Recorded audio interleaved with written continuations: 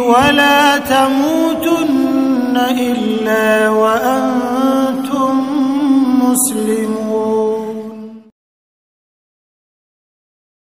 Punya simpanan amal kebajikan yang tidak ada manusia yang tahu. Kau punya amal soleh, istrimu nggak tahu, bapakmu nggak tahu, ibumu nggak tahu, tetanggamu nggak tahu. Rasul sallallahu alaihi wasallam bersabda, "Man istata'a minkum ay yakuna lahu khib'un min amalin salih falyaf'al." Barang siapa di antara kalian yang bisa memiliki amal perbuatan tersembunyi, hendaklah dia lakukan itu. Para ulama menjelaskan, orang yang memiliki simpanan amal soleh berarti dia itu beramal lillahi ta'ala. Kalau amal yang kelihatan orang, jamaah, itu bisa jadi setan masih menggoda kita untuk riya. Kenapa sholat sunnah dianjurkan di rumah? Karena nggak ada yang lihat antum. Kalau di sini banyak yang lihat. Rasul sallallahu alaihi wasallam menjelaskan salah satu orang yang akan mendapatkan naungan dari Allah pada hari kiamat. Ada 7 tuh. 7 orang yang akan mendapatkan naungan dari Allah di padang mahsyar nantinya. Yauma la dhilla illa dhilluh. Salah satunya adalah wa rajulun tasaddaqa bi sadaqatin fa akhfaha. Seorang yang bersedekah kemudian dia sembunyikan sampai tangan kirinya tidak tahu apa yang dikeluarkan dengan tangan kanan. Perlu jemaah. Orang ini insyaallah husnul khatimah. Yang melakukan hal itu Allah akan kasih husnul khatimah. Karena dia beramal shadiqan lillah. Benar dia itu. Bukan pura-pura beramal saleh. Kalau kita melihat kisah-kisah salafus saleh, diceritakan Ali ibn Husain ibn Ali ibn Abi Thalib. Ali ibn Husain ibn Ali ibn Abi Thalib yang dikenal dengan Ali Zainal Abidin. Disebutkan dalam kitab-kitab sejarah bagaimana Ali bin Husain ini dia suka bersedekah.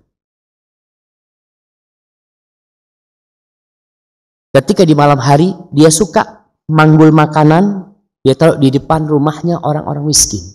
Janda-janda taruh, diketuk, ditinggal. Terus. Tidak ada yang tahu.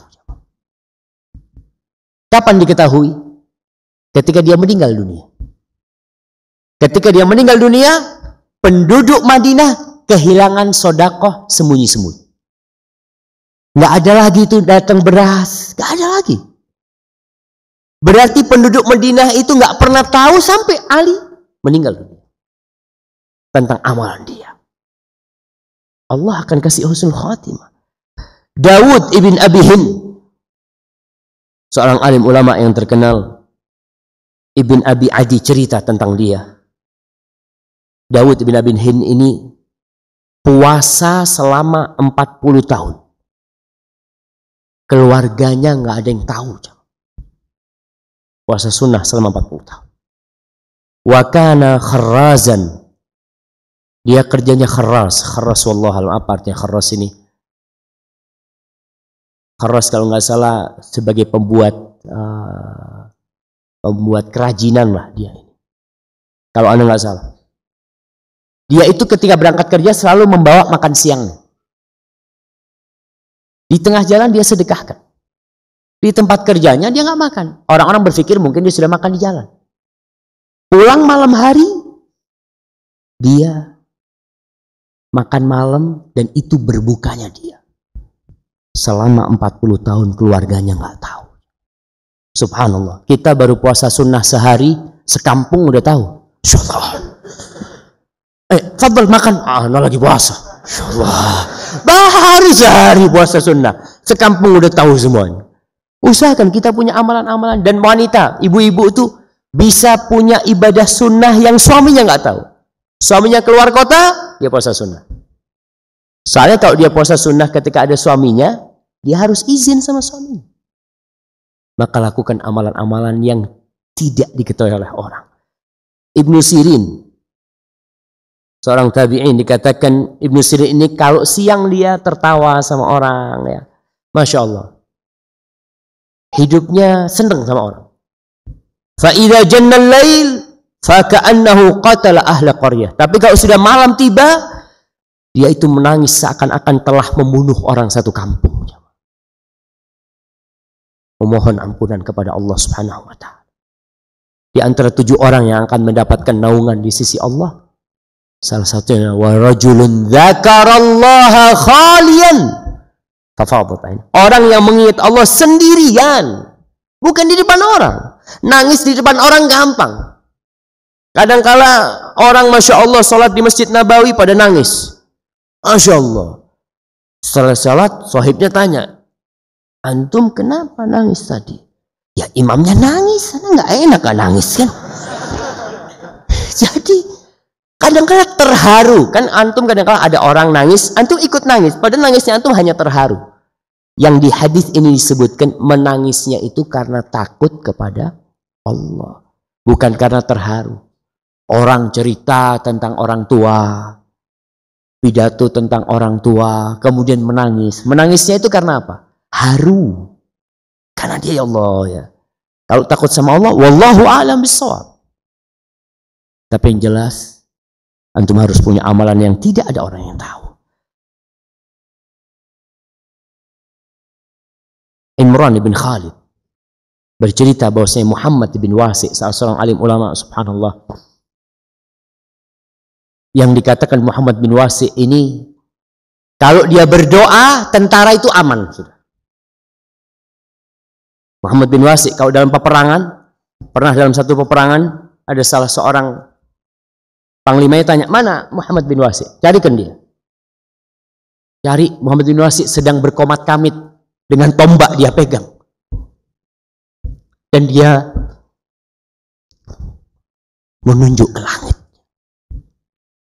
Apa kata panglimanya? Jarinya Ibn Wasi' ini lebih aku cintai daripada 1000 tentara.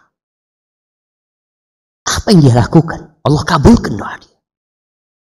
Imran bin Khalid cerita, sesungguhnya ada orang, katanya Muhammad bin Wasi', ada orang yang menangis selama 20 tahun, istrinya nggak tahu. Dia nangis satu kasur jamaah, istrinya nggak tahu. Kadang-kala kita kalau nangis, Masya Allah.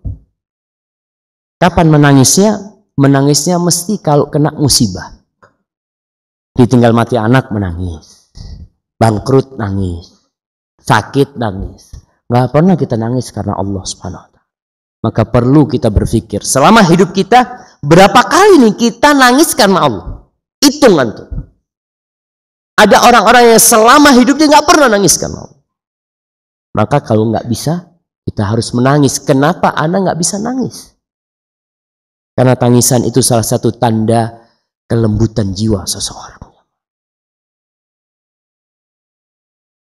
Ibnul Mubarak bercerita tentang Imam Malik. Kata Ibnul Mubarak, Imam Malik ini, ma ra'aitu ahadan irtafa'a mithla Malik. Aku nggak pernah lihat seorang yang bisa lebih tinggi dari Imam Malik. Dari sisi keilmuan, kehormatannya, kewibawaannya, harismatiknya, Masya Allah. Kata Ibnul Mubarak, laisa lahu kathiru salatin wala siyam. Aku kalau melihat dia itu nggak banyak sholat sunnahnya, nggak banyak puasa sunnahnya, tapi kayaknya nih, dia itu memiliki sarirah, memiliki sebuah amalan tersembunyi yang nggak ada orang yang tahu. Allah angkat. Al-Imam Adz-Dzahabi mengatakan, kanu, dulu tuh para sahabat dan tabi'in, yastahibbun ayyakuna lirrajul khabi'ah min amalin salih la ta'lam bihi zawjatuhu wala ghairuha. Dulu tuh orang-orang dari kalangan salafus saleh, mereka menganjurkan agar setiap orang memiliki amal soleh tersembunyi yang istrinya tidak tahu, yang keluarganya nggak tahu. Antum mungkin jamaah ngelihat jalan becek di kampung. Yang becek di kampung, antum datang ke sebuah tempat, tolong jalan di sana di aspal atau di apa. Orang kampung nggak ada yang tahu. Selama hidup mereka ngelewatin jalan itu, tuh antum yang bikin jalan itu. Tapi nggak ada yang tahu. Istri antum pun nggak tahu. Perlu kita punya amalan seperti itu. Nggak ada orang yang tahu. Supaya Allah jagain kita. Agar kita istiqamah.